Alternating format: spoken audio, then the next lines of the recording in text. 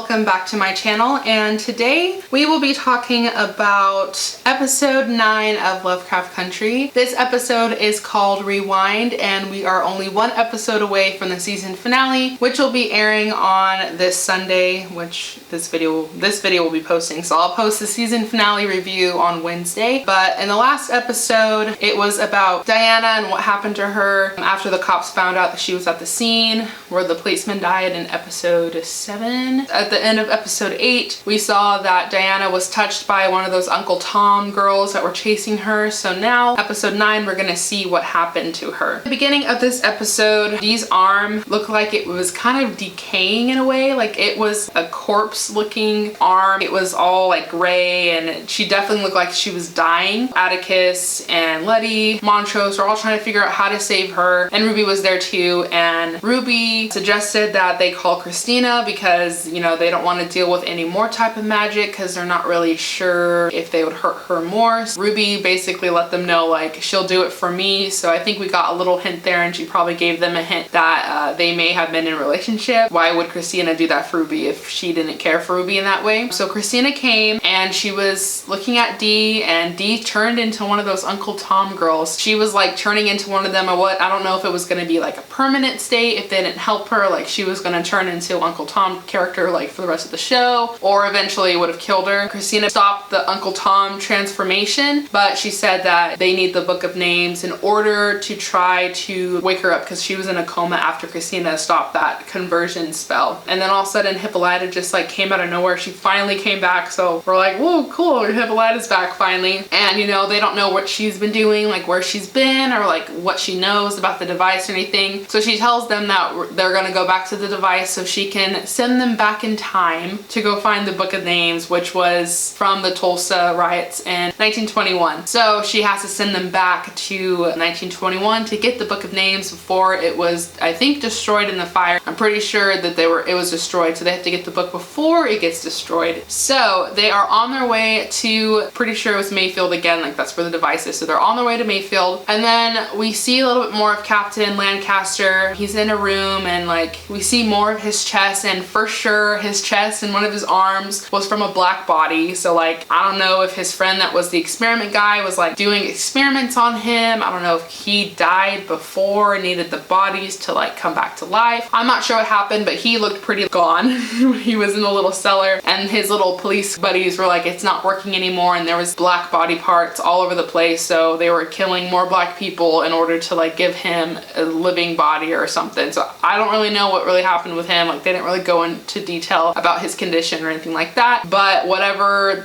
he was doing was not working. So William comes in, and they're like, William, like you're dead, what are you doing here? And Captain Lancaster figures out that it's Christina, and that she completed the conversion formula or the conversion potion that she made, and basically showed him the little totem that Ruby placed in his office a couple episodes back. And I think that was slowly killing him. Christina wanted to see him die because he killed her lover William.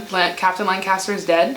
So he finally died. I'm still like curious what really happened to him, like it was an accident or they did it on purpose. So I'm curious to see what happened to him, but I don't think they're going to talk about that further. Captain Lancaster is done. He's gone for, so that's good. Montrose and Atticus are going into the corner, like into where George usually like does his work. Montrose is getting into his moonshine and starting to drink again, and Atticus goes over to him, and he finally tells Atticus that he may be George's son. That just makes Atticus very upset, obviously, because like what else is his father lying about and all this kind of stuff. And he's like, all the times I wish that Uncle George was my father, like he probably is my father, blah blah blah. He not only figures out that that's not his father, but that George was having an affair with his mother. So George was cheating on Hippolyta, mother was cheating on Montrose. And right before they're gonna leave, Ruby's following Christina out the door, and Letty runs after her and basically tells her like you can't trust her. Like she's basically gonna try to kill Atticus when like the conversion thing happens in a couple days. And Ruby ultimately chooses Christina, and she goes with her, and like she tries to suggest that Letty goes with her too because Atticus is like bringing all this drama in, and like she needs to protect her baby and stuff. Ruby chooses Christina over her own sisters. So I think that was a confirmation that they are in a relationship, like they are together. So when Hippolyta's explaining more about like the device and everything like that, she tells us that she was in that other Earth for 200 years. So when they get to Mayfield, they're trying to fix the machine, but Tik is like saying that it's broken, all this stuff, and she shows him her little purple things that she had on her wrist when she went to the other Earth, basically saying like, I can power this machine. So she like hooks herself up to it. She's basically like the electricity that's going into the machine to power it again. So she finally gets it on, and we see like the little portal going to Tulsa in 1921. Montrose is feeling like you can hear like little flashbacks going on because he grew up in Tulsa too. So he's probably going to be having a difficult time when he goes back to town, because I'm pretty sure that was around the time when the riot first started, telling them like, you don't know what you're getting into, like this is not like good, you guys don't understand how crazy this riot was and all this kind of stuff. He's just feeling a little nervous going back, as I would too, because that's going back to a time seeing you as a young kid. But Tik, Letty, and Montrose go back in time to try to find the Book of Names. Montrose is, like I said, is getting pretty scared about stuff, like he keeps getting flashbacks to when he was a child. Letty just wants to go find the book, and then Tik is just still upset with his father, like basically tells his father that once they get back, like he wants nothing to do with him, he's tired of his father and all this kind of stuff. So they go on their way to try to find the Book of Names, and Montrose has to be there because he knows where everything is, so he leads them to their house. And I guess George and Montrose live next door to Tik's mother, so they were like neighbors. You see Montrose's father coming outside and beating him with a stick. We can see how his father abusing him would go down to learned behavior for him abusing his own son. So I think that gave Tik the realization that, like, of course you can blame your father for that because people can change and people don't have to be like their parents, but he can see how his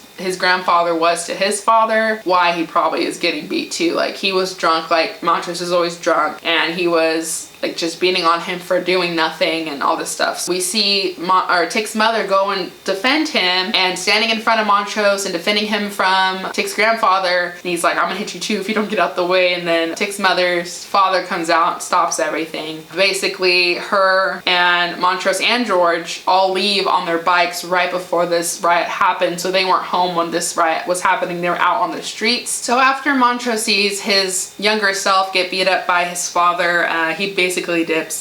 They turn around and he's gone. Tik and Letty decide to split up to try to find the Book of Names and to try to find Montrose because he's out there, you know. I don't know if like this is the same thing with the paradox, like if you see your younger self, like you're gonna disrupt the time or whatever like that. So Tik was going after him basically to stop him from going to the area that he's been talking about, because he's always been talking about saving like this kid that he mentioned to Diana and all this stuff. So Letty went to go find the Book of Names, which happened to be in Tik's mother's house, because I don't know if they were like in a coven or what, but they had the book in the house. So then when they finally separate, we start hearing the gunshots. Tulsa riot is now beginning. She's right in front of the house and she's like about to like walk down the street, and all of a sudden this car of white people come over to her and they like beat down this person that was in front of her. So she takes off running like her athletic self. She was sprinting. My gosh, I was like, go, let it go. But anyway, they were running after her. Who knows what they would have done to her if they found her. But she stopped right in front of the houses and they came out with guns to help. So they were shooting at the white people, and then she like got inside of the house into his mother's house. This older lady was staring at her because like she had the dress of a period, like their time, like a red dress, but her shoes were like Converse. So she was looking at her like, this lady definitely does not belong here. Like, what is she hiding, kind of thing. And basically they were like freaking out because they were coming to get them, and they didn't know like if they should go out to fight or stay indoors, and like where the kids at. So Letty's in the house, so that's basically what she needed to do, is just get into the house. So she's in there. So she's like going around trying to find the Book of Names without, you know, causing attention. And she ends up going upstairs into one of the rooms, and she's looking through all the drawers, she's looking through everything. And then the older lady that was staring at her makes her way to the room and just like points the gun at her and says, what are you doing? Like, I know you're not from, like, I don't know if I'm not from this area, but I know there's something fishy about you because of your shoes. Like, they don't match. Like, she's never seen shoes like that. So she's pointing the gun at Letty. And then we go back to Montrose, and Atticus finally finds him, and he's over there drinking again, and he's like in front of like a, I would say like a courtyard kind of area, and he's watching his young self with this other boy, and he's basically like telling Atticus about what's going on. He's basically telling this boy that like, you don't want to be friends anymore, all this stuff. He's calling him the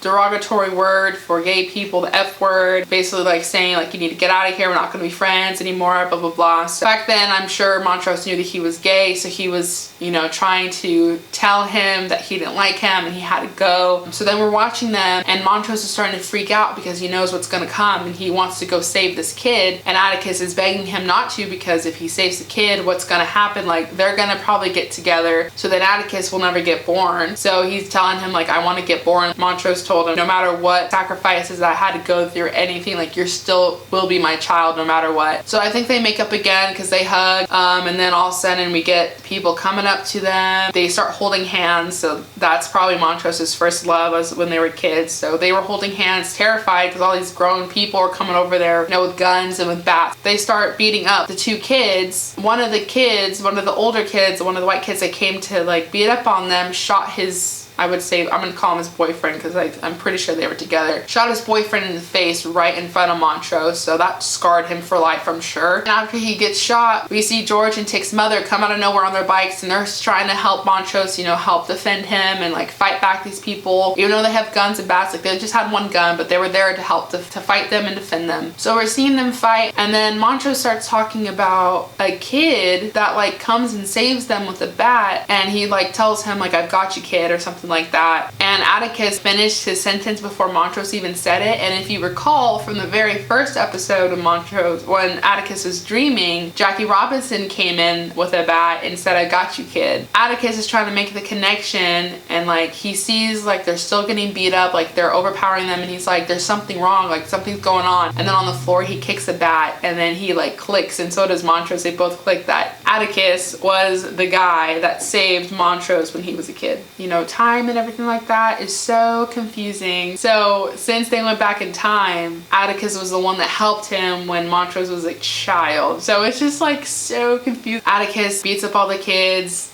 beating up on the little younger kids, and he tells them, I got you, kid. And Montrose is looking at him like, you're my hero, but that's his future son. So that's so interesting. So then we go back to Letty, and she's in the house with the older lady again, and she's trying to tell her, oh, I'm from the future, like I need the book of names. The older lady figures out that since she had to come back in time, that they weren't gonna make it out of there alive, and she just tells her like, I'm sorry, but I have to like get the book, we have to go back, there's not that much time left. So the older lady finally like goes behind a picture frame and gets out the book. She hands it to her, and fire starts happening in the house because they threw some Molotovs into their house, because their house was one of the first houses burned down in the riots. Honestly, so sad, it made me cry so much. But she wanted Letty to pray with her while she was gonna get burned alive. So we literally saw this older lady get burned alive, and Letty's just sitting there watching it, because remember, she has a spell on her, so she's not gonna get hurt in the fire. She ended up getting the book, and she's walking down the street, and Montrose was looking out on the street watching her, and he starts saying these names, and at first I didn't know what he was talking about, but then I asked my dad, and it ended up being actual victims from the Tulsa riots. So he was saying the names of the victims while she was walking through this fire, because they were bombing the city.